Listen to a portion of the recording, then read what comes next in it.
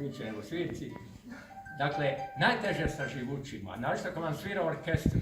Nikad ne ste smo pogodili tempo, jeste li pogodili dinamiku, da li ako neko krivo upadne, on već pada u nesvijest tamo, jada, ne može to preživjeti, šta mi čine od skladbe, to ne istina.